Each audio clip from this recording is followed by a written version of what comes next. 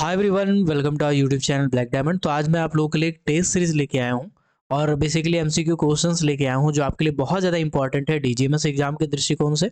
तो अगर आप डीजीएमएस एग्जाम की तैयारी करना चाहते हैं, आप अगर टेस्ट सीरीज लेना चाहते हैं, चाहे आप माइनिंग सरदार की प्रिपरेशन कर रहे हो, चाहे आप ओवरमैन की प्रिपरेशन कर रहे हो, अगर आप डीजीएमएस के बेसिस पे यानी डीजीएमएस का जो सिलेबस है, एग्जाम पैटर्न है, उस बेसिस पे अगर आप कोई टेस्ट सीरीज लेना चाहते हैं तो ऑलरेडी टेस्ट सीरीज अवेलेबल है। अब आप ले सकते हैं, उसमें 10 आपको मॉक टेस्ट मिल जाएगा। उससे ज़्यादा ही मैं कोशिश करूंगा। अनलिमिटेड अटेम्प्ट्स रहेंगे उसमें, मतलब कितनी बार भी आप टेस्ट दे सकते हो। उसके बाद साथ ही आपका इंस्टेंट स्कोर भी दिख जाएगा, परफॉर्मेंस रिपोर्ट भी दिख जाएगा। टेस्ट का मात्र प्राइस है 300 रुपये। अगर आपको सिर्फ और सिर्फ टेस्ट चाहिए तो व्हाट्सअप आप कर सकते हैं 6200 670 155।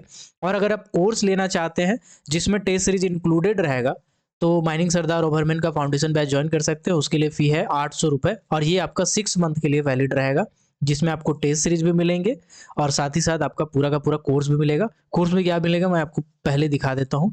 आपका एक्स्ट्रा टॉपिक वाला कुछ टॉपिक रहेगा, मेथड ऑफ माइनिंग रहेगा, जूलॉजी रहेगा। जस्ट अ सेकंड मैं आपको बता देता हूँ। इसमें आपका ईएमटी वॉल्यूम 1, वॉल्यूम 2, वॉल्यूम 3 तीनों रहेगा। साथ ही साथ आपका सीएमआर रहेगा, सर्कुलर से अपडेटेड।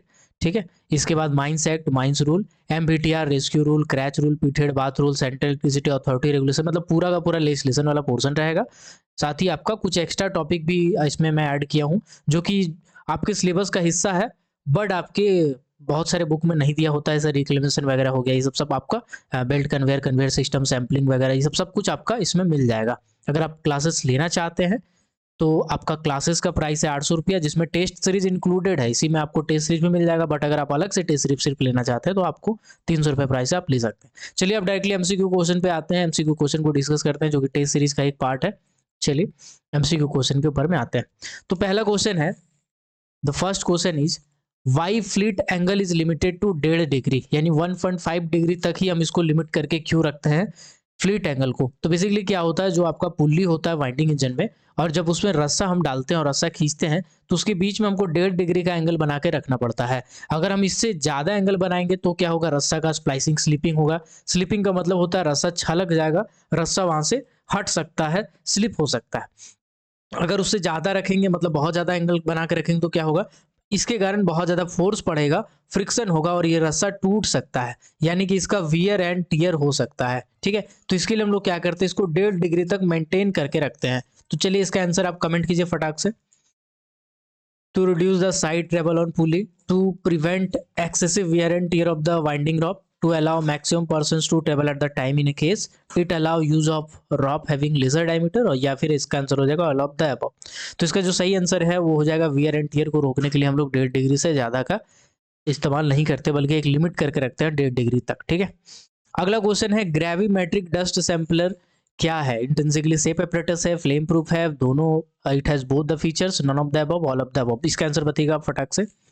क्वेश्चन नंबर 2 का आप ABCD ऐसा कमेंट कर सकते हैं। तो बेसिकली ग्रेविमेट्रिक डस्ट सैंपलर एक इंट्रिंसिकली सेफ अपरेटस होता है। इंट्रिंसिकली सेफ अपरेटस क्या होता है, तो बेसिकली एक ऐसा अपरेटस होता है कि उसमें वोल्टेज इतना कम रहेगा, ठीक है, या तो करंट इतना कम रहेगा कि इतना कम मात्रा में उसके अंदर में वोल्टेज दौड़ रहा है, करंट दौड़ रहा है, कि अगर मान लीजिए स्पार्क भी हो जाए, स्पार्क भी हो जाए, तब भी उससे इतना ज्यादा चिंगारी नहीं रहेगा, चिंगारी इतना पावरफुल नहीं रहेगा कि विस्फोट हो सकता हो। अगर बाहर गैस भी मौजूद है ना, 4.8 से लेकर के 5.4 से लेकर के 14.8% तक अगर आपका CH4 मौजूद है, जो कि एक्सप्लोसिव लिमिट में गैस होता है, अगर इस गैस के बीच में भी अगर इंट्रिंसिकली सेफ एपरेटस से चिंगारी निकलता है, यानी स्पार्क निकलता है, तो स्पार्क इतना ज्यादा ठंडा रहेगा कि उसमें आग नहीं पकड़ सकता है। तो इसको बोलते हैं इंट्रिंसिकली सेफ।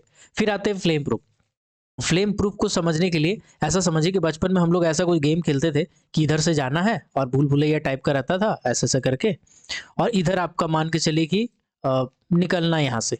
ठीक है। जैसे यहाँ पे एक टोकरी में अंडा रखा हुआ है और यहाँ पे एक चिड़िया है, ऐसा करके आप गेम खेलते ही होंगे। तो उसमें क्या करता था, उसमें आप घुमा घुमा के फिर आप रास्ता खोज के निकलते थे एक तरफ बाहर। फ्लेम प्रूफ एपरेटस भी बिल्कुल वैसा ही समझ सकते हैं आप। क्या होता है, इसमें बीच में जहाँ पे सर्किट होता है वो करंट होता है। इसके बाद इसमें बहुत सारे फ्लैंज लगे होते हैं, और फ्लैंज आपका ऐसा लगाया जाता है कि अगर मान लीजिए सर्किट में आग भी लग गया तो आग बाहर आते आते आते आते इतना ठंडा हो चुका होगा कि बाहर अगर एक्सप्लोसिव लिमिट में भी गैस रहे तब भी विस्फोट ना हो, तो इसको बोलते हैं फ्लेम प्रूफ। इसके बाद एक होता है फ्यूज प्रोटेक्टेड, इसके बारे में भी समझ लीजिए। फ्यूज प्रोटेक्टेड क्या होता है? फ्यूज प्रोटेक्टेड एक ऐसा डिवाइस होता है जिसमें हमारा एक फ्यूज लगा होता है, और उसमें क्या होता है, जब कभी भी एक्सेसिव करंट होता है, जब कभी भी एक्सेसिव करंट होगा, यानी करंट यानी कि एम्पियर, ठीक है, जबकि करंट का मात्रा बढ़ जाएगा तो ये फ्यूज ऑटोमेटिकली उड़ जाएगा, और फ्यूज उड़ने से क्या होगा, जो आपका सर्किट है वो ब्रेक हो जाता है। तो इसको हम लोग क्या बोलते हैं? इसको बोलते हैं फ्यूज प्रोटेक्टेड। जैसे कैप लैंप, कैप लैंप क्या होता है? कैप लैंप एक फ्यूज प्रोटेक्टेड डिवाइस होता है। ग्रेविमेट्रिक डस्ट सैंपलर की बात करें तो ये इंट्रिंसिकली सेफ एपरेटस होता है। इवन माइंस में जितने भी इंस्ट्रूमेंट आप इस्तेमाल करते हैं, जैसे मिथेनोमीटर, वो क्या होगा, इंट्रिंसिकली सेफ एपरेटस हो जाएगा। जैसे मल्टी गैस डिटेक्टर, ये क्या होगा, इंट्रिंसिकली सेफ एपरेटस हो जाएगा। ग्रेविमेट्रिक डस्ट सैंपलर, यानी जिसमें भी आप बैटरी डाल रहे हो और चला रहे हो, वो आपका एक तरह से उसको हम इंट्रिंसिकली सेफ एपरेटस कह सकते हैं, इंक्लूडिंग ग्रेविमेट्रिक डस्ट सैंपलर। ठीक है, चलिए बात है अगले क्वेश्चन के ऊपर। अगला क्वेश्चन है, what percentage of CO formed by O2 absorbed ratio indicate existence of heating? मतलब बताइएगा, CO formed by O2 absorb, पहले तो इसको समझते हैं। तो इसको हम लोग बोलते हैं ग्राहम्स रेशियो। क्या बोलते हैं इसको? इसको बोलते हैं ग्राहम्स रेशियो। ग्राहम्स रेशियो क्या होता है? CO कितना बन रहा है और ऑक्सीजन कितना खर्च हो रहा है, उस पर ऑक्सीजन कितना कंज्यूम हो रहा है या एब्जॉर्ब हो रहा है, इसी रेशियो को हम लोग ग्राहम्स रेशियो बोलेंगे। अलग अलग किताबों में इसका अलग अलग डाटा दिया हुआ है, लेकिन जो आपका टेक्स्ट बुक में दिया हुआ है, यानी element of mining technology volume 1 में आपका, सॉरी वॉल्यूम 2 में जो दिया हुआ है, उसका डाटा कुछ इस प्रकार है: 0.5%, 1%, 2%, 3%। समझिएगा, यानी कि जब CO/O2 का रेशियो आपका 0.5 रहता है तो उसको हम नॉर्मल कहते हैं, मतलब कि हमारा आग वाग कुछ मौजूद नहीं है, बहुत अच्छा कंडीशन है, शांत है, यानी कि वहाँ का स्टार्टर ठंडा है, कोई दिक्कत नहीं है। 1 है, 1 का मतलब क्या होता है? 1 का मतलब होता है कि स्टार्टर में हमारा सिम्टम्स दिख रहा है। हमारा स्टार्टर में क्या दिख रहा है? सिम्टम्स दिख रहा है हीटिंग होने के, हमारे ऐसे लक्षण दिख रहे हैं, तो इसको हम फेवरेबल कंडीशन कह सकते हैं। ठीक है। 2 में क्या होता है? 2 में हमारे इंटरमीडिएट स्टेज में होता है, इंटरमीडिएट स्टेज में। ठीक है, इंटरमीडिएट स्टेज क्या होता है? जब कभी स्पॉन्टेनियस हीटिंग होता है इंटरमीडिएट स्टेज में, स्वेटिंग ऑफ स्टार्टर वगैरह ज़्यादा हो जाता है, पेट्रोल जैसा महक आता है, ये सब आप पढ़े होंगे। और 3% में हमारा existence of fire, existence of fire या एग्जिस्टेंस ऑफ हीटिंग कह सकते हो आप। ठीक है, तो इसका आंसर ऑप्शन नंबर 3% हो जाएगा। ठीक है, चलिए अब बढ़ते हैं अगला क्वेश्चन की ओर। अगला क्वेश्चन का आंसर आपको देना है, what is the suitable distance. कहा गया है कि सूटेबल डिस्टेंस क्या हो जाएगा, ठीक है, of location of heavy type stone dust barrier. Heavy type stone dust barrier का सूटेबल लोकेशन क्या हो जाएगा? आपको बताना है 265 meter, 365 meter, 465 meter, 600 meter, 900 meter. इसका आंसर आपको देना है। ठीक है, तो मैं यहाँ पे आपको शॉर्ट में बता देता हूँ, इन शॉर्ट में कोशिश करता हूँ कि 1 मिनट, एक बार मैं शॉर्ट में आपको बता देता हूँ, जस्ट अ सेकेंड। ओके, अगर आप डीजीएमएस का टेस्ट सीरीज लेना चाहते हैं, अगर सिर्फ मॉक टेस्ट लेना चाहते हैं, 300 रुपये प्राइस है, आप इस व्हाट्सअप नंबर पे पॉज करके देख लीजिए, व्हाट्सअप मैसेज कर सकते हैं। और कोर्स लेना चाहते हैं तो 800 रुपये प्राइस है, जिसमें टेस्ट सीरीज इंक्लूडेड है, आप इसी व्हाट्सअप नंबर पे मैसेज कर सकते हैं। चलिए, तो देखिए, light type of stone dust barrier होता है और एक होता है आपका heavy type of stone dust barrier. ठीक है, 2 type of stone dust barrier होता है। तो बेसिकली आप अगर कहोगे तो इसको मैं ऐसे कह सकता हूँ कि अगर डिजाइन के हिसाब से कहें, स्ट्रक्चर के हिसाब से कहें, स्ट्रक्चर के हिसाब से कहूँ या डिज़ाइन के हिसाब से कहूँ, तो डिज़ाइन और स्ट्रक्चर के हिसाब से इसको हम 2 टाइप में बांटते हैं। सबसे पहले यहीं से बेसिक समझाता हूँ मैं। सबसे पहला को बोलते हैं जर्मन टाइप, ठीक है, और दूसरा को हम लोग क्या बोलते हैं? पॉलिश टाइप बोलते हैं। दूसरा को हम लोग पॉलिश टाइप बोलते हैं। जर्मन टाइप क्या होता है? जर्मन टाइप में जो हमारा बहुत बड़ा बड़ा चौड़ा चौड़ा एरिया होता है, वहाँ पे हम लोग क्या करते हैं, पटरा गाड़ के उसके ऊपर में एक पटरा रखते हैं, जैसे बैठने वाला पार्क में बनाया जाता है बिल्कुल वैसे ही, और इसके ऊपर में हम लोग स्टोन डस्ट रखते हैं, फिर बगल में ऐसे करके हम लोग रखते हैं, और फिर इसके ऊपर स्टोन डस्ट बैरियर रखते हैं, फिर हम लोग बगल में ऐसे करके रखते हैं, आपका जैसे बैठने वाला होता है वैसे बनाते हैं, फ्लैंक्स का, प्लैंक का, और इसमें रखते हैं। इसको बोलते हैं जर्मन टाइप। इसको क्या बोलते हैं? German type. ये हमारे भारत में बहुत कम जगह पे इस्तेमाल होता है और डीजीएमएस इसको रिकमेंड नहीं करता। डीजीएमएस रिकमेंड करता है पॉलिश टाइप का। पॉलिश टाइप कैसा होता है? पॉलिश टाइप को आप घर का रैक समझिए ना, घर का रैक समझिए। जैसे एक चौड़ा गैलरी है तो क्या करेगा, गैलरी के बीच में एक सब ऐसे बांस खड़ा कर देगा, ठीक है, बांस या कुछ ऐसा लकड़ी प्रॉप, और उसके बाद क्या करेगा, बीच बीच में ऐसे करके हम लोग प्लैंक बिछा देते हैं, बीच बीच में ऐसे करके हम लोग प्लैंक लगा देते हैं, बीच बीच में ऐसे करके हम लोग प्लैंक लगा देते हैं। अब क्या करेंगे, अब इसके ऊपर में हम स्टोन डस्ट बैरियर आराम से रखेंगे, स्टोन डस्ट बैरियर आराम से रखेंगे, स्टोन डस्ट बैरियर आराम से रखेंगे। इसको हम क्या बोलते हैं? इसको बोलते हैं पॉलिश टाइप। इसको क्या बोलते हैं? इसको बोलते हैं पॉलिश टाइप। ठीक है, तो ये हो गया आपका। इसके बाद अब उस पर कितना डस्ट हम लाद रहे हैं, यानी कि ये जो प्लैंक है इसमें कितना अमाउंट ऑफ डस्ट हम रख रहे हैं, लाद रहे हैं इस पे और लोड कर रहे हैं, इसके हिसाब से इसको हम लोग दो कैटेगरी में डिवाइड करते हैं। सबसे पहला हमारा हो जाता है आपका लाइट बैरियर। क्या हो जाता है? Light barrier. लाइट बैरियर को हम क्या कहते हैं? प्राइमरी बैरियर भी कहते हैं। लाइट बैरियर को हमारा प्राइमरी बैरियर भी कहलाता है। इसके बाद दूसरा हमारा हो जाता है हैवी बैरियर। हैवी बैरियर को हम क्या कहते हैं? हैवी बैरियर को हम सेकेंडरी बैरियर भी कहते हैं। तो कभी कभी ये नाम भी पूछ देता है, आपको ध्यान रखने वाली बात है। चलिए इसके बाद हम समझते हैं लाइट वाला को और हेवी वाला को। ये आपके एग्जाम के लिए बहुत ज्यादा इंपॉर्टेंट है, इसलिए इसको ध्यान से देखिएगा, ठीक है। सबसे पहले तो प्लैंक का विड्थ। प्लैंक मतलब क्या होता है? जो पटरा हम रखते हैं उसका विड्थ होता है, उसका लेंथ होता है, ठीक है। इसको मैं ऐसा करता हूँ, लेंथ इंटू विड्थ कर देता हूँ। ओके, जस्ट अ सेकेंड, इसको मैं लेंथ इंटू विड्थ, ठीक है, ऐसे करता हूँ। तो बेसिकली ये कि इसका क्या है, इसका अगर मैं लेंथ की बात करूँ तो इसका हो जाता है 35, और इंटू अगर विड्थ की बात करूँ तो विड्थ तो दोनों जगह सेम होता है 15। ये हो गया सेंटीमीटर, एल इंटू बी। और इसके अगर मैं एल इंटू डब्लू, डब्लू समझो यहाँ पे बी तो होगा नहीं, तो इसका हो जाता है 50 इंटू 15। यानी कि लंबाई देख रहे हैं, हैवी टाइप का लंबा होता है, हैवी टाइप का 50 सेंटीमीटर होता है, जबकि आपका जो आपका लाइट टाइप का होता है उसमें 35 सेंटीमीटर उसका लंबाई होता है, ठीक है। इसके बाद आपसे पूछता है कभी कभी कि दोनों के बीच का डिस्टेंस, अगर दो प्लैंक लगाए हैं तो दोनों के बीच का डिस्टेंस कितना होगा? तो 0.9 से लेकर के 2 मीटर होता है लाइट वाले में, और यही वाला अगर मैं बात करूं हेवी टाइप के तो 1.25 से लेकर के होता है आपका 2.7 मीटर तक। ये हो जाता है आपका डिस्टेंस। इसके बाद एक क्वेश्चन पूछा जाता है डस्ट रिक्वायर्ड। ये भी बहुत इंपॉर्टेंट क्वेश्चन है। ये हमारा जनरली केजी पर सेंटीमीटर स्क्वायर में लोड करते हैं, तो हम कहते हैं कि 110 किलो पर सेंटीमीटर स्क्वायर हम लोड करेंगे लाइट वाला में, और हेवी वाला में 390 किलो पर सेंटीमीटर स्क्वायर हम लोड करेंगे आपका हेवी वाला में, ठीक है। इसके बाद अब यूज कहाँ पे यूज करेंगे भाई?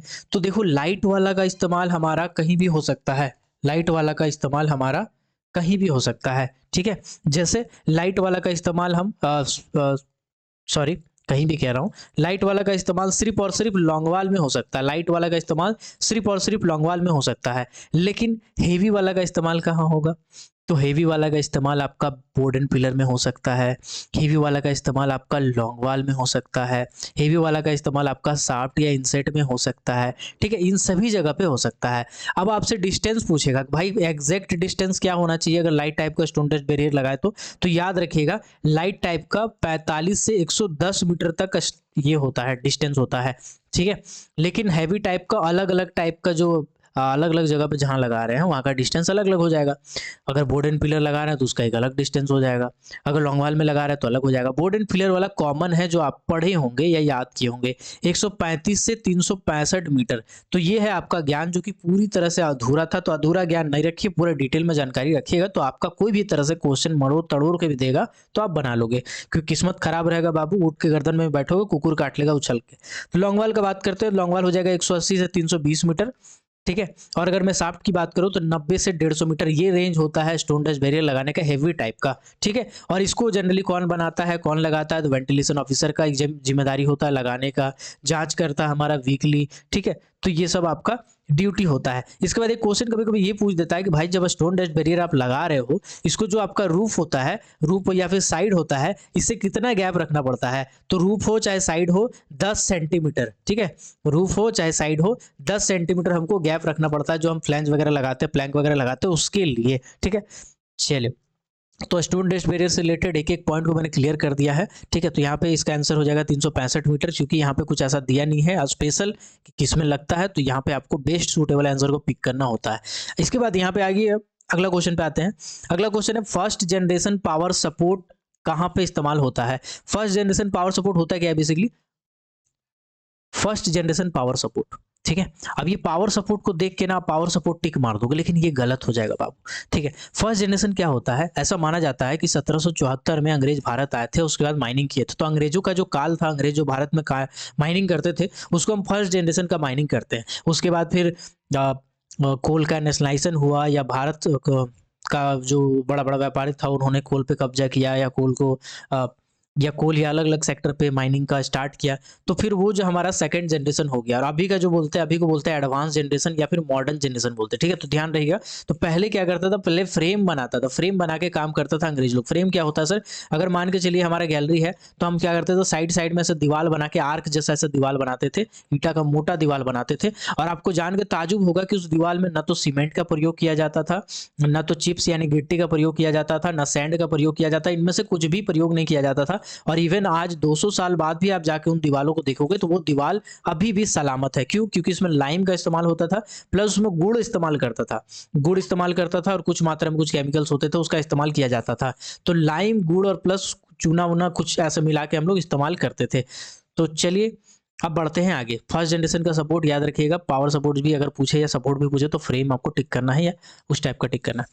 अगला क्वेश्चन है, local cell, load cell and convergence recorder is used in. देखिए एक बात बताता हूँ, एक तो होता है स्ट्रेन बार, ठीक है, एक होता है लोड सेल, ठीक, एक होता है आपका टेल टेल, है ना, इसके बाद आपका कन्वर्जेंस रिकॉर्डर, ये सब चीज कभी भी पूछेगा ना, रिकॉर्डर। इसके बाद एक होता है इंडिकेटर प्रॉप, इंडिकेटर प्रॉप, ये सब आइटम कभी भी पूछे, इनमें से कुछ भी पूछ दे, स्टेन बार पूछे, local cell, tell tell, convergence recorder, indicator, तो ये चीज आपको दिमाग में ये रखना है कि ये हम उस जगह लगाते हैं जहां हमको ये देखना होता है कि जो हमारा स्टार्टा है, यानी जो हमारा रूफ है और जो हमारा फ्लोर है, वो रूफ और फ्लोर के बीच में कहीं ऐसा तो नहीं कि प्रेशर पड़ रहा है और हमारा स्टार्टा झुक रहा हो, उठ रहा हो, चेंजेज आ रहा हो। तो ये सब देखने के लिए जनरली हम लोग लगाते हैं। तो वो सब हम उस जगह पे लगाते हैं जो हम लोग जनरली ज़्यादातर यूज़ करते हैं। जैसे कोई गैलरी हो गया जो हम लोग हमेशा इस्तेमाल कर रहे हैं, उस जगह पे लगा देंगे कहीं पे, ठीक है। कोई हमारा वर्किंग प्लेसेस हो गया, वर्किंग फेसेस हो गया, वहां पे हम लोग कहीं साइड में लगा देंगे, ठीक है। या फिर हम कभी कभी हम गोफ एरिया में लगाते हैं इंडिकेटर प्रॉप। इंडिकेटर प्रॉप क्या होता है, बेसिकली एक कच्चा लकड़ी का प्रॉप होता है जिसको हम लोग लगाते हैं। जब कच्चा लकड़ी पे वजन पड़ता है तो वो ऐसे मुड़ने लगता है। जैसे बचपन में आप धनुष बनाए होंगे कच्चा लकड़ी का, तो धनुष को पूरा मोड़ देते थे, लकड़ी को पूरा मोड़ देते थे, बिल्कुल इंडिकेटर प्रॉप ऐसे ही होता है। दूर से दिख जाता है कि लकड़िया टेढ़ा हो गया, मतलब फोर्स आ रहा है उस पर, तो भागो वहां से, ठीक है। तो इस टाइप का जब कभी भी चीज पूछेगा तो याद रखिएगा, सभी के सभी हमारे ऐसे इंडिकेटर होते हैं जिनको लगाया जाता है कन्वर्जेंस को रिकॉर्ड करने के लिए, मतलब स्टार्टा में क्या चेंजेस आ रहा है इनको जांचने के लिए। और ये सब जनरली हम लोग इन्हीं जगह पे लगाया जाता है। अगर लॉन्गवाल की बात करते तो गेट रोडवेज हो जाता। तो इसका ऑप्शन को हम शॉर्टलिस्ट करते हैं, पावर सपोर्ट, ये गलत हो जाएगा। सीआरएन मशीन, मशीन से कोई लेना देना नहीं। आर्मर क्लेवर, इससे कोई लेना देना नहीं, इसका आंसर गलत। तो option number B is the correct answer, ठीक है। ओके चलो अब आते हैं अगले क्वेश्चन पे। जस्ट ए सेकंड, मेरे पास समय का थोड़ा अभाव है और ज़्यादा लंबा वीडियो करने से बच्चा लोग भाग जाता है, देखता नहीं है, इसके लिए थोड़ा सा ज़्यादा लंबा वीडियो नहीं कर रहा हूँ ताकि आपको सभी का फायदा हो। चलिए आज इतना ही रखता हूँ, ओके। और अगर आप क्लासेस करना चाहते हैं बाबू, तो मैंने आपको बता दिया है कि क्लासेस करना चाहते हैं तो आपका फ़ी 800 रुपये है मात्र, है ना। उसमें आपका टेस्ट सीरीज से लेकर सब कुछ इंक्लूडेड हो जाएगा। कोल इंडिया का टेस्ट सीरीज, डीजीएमएस का टेस्ट सीरीज, सब धीरे धीरे आपको मिल जाएगा उसमें। और क्लासेस आपका रहेंगे ही, नोट्स आपका लेजिस्लेशन पोर्शन का पीडीएफ फॉर्म में मिल जाएगा। और अगर आप टेस्ट सीरीज लेना चाहते हैं तो सिर्फ और सिर्फ टेस्ट सीरीज ले सकते हैं 300 रुपये में। व्हाट्सअप पे आप मैसेज कर सकते हैं, सब सेम व्हाट्सअप नंबर है दोनों के लिए, क्लास के लिए भी और टेस्ट के लिए भी। व्हाट्सअप नंबर है 6200670155। इससे पे व्हाट्सअप पे मैसेज कीजिएगा, क्योंकि क्या है कि थोड़ा ड्यूटी व्यूटी रहता है तो बिजी रहता हूँ। बाकी मिलता हूँ अगले क्लास में, तब तक के लिए सबको keep watching, keep supporting, till then जय हिंद।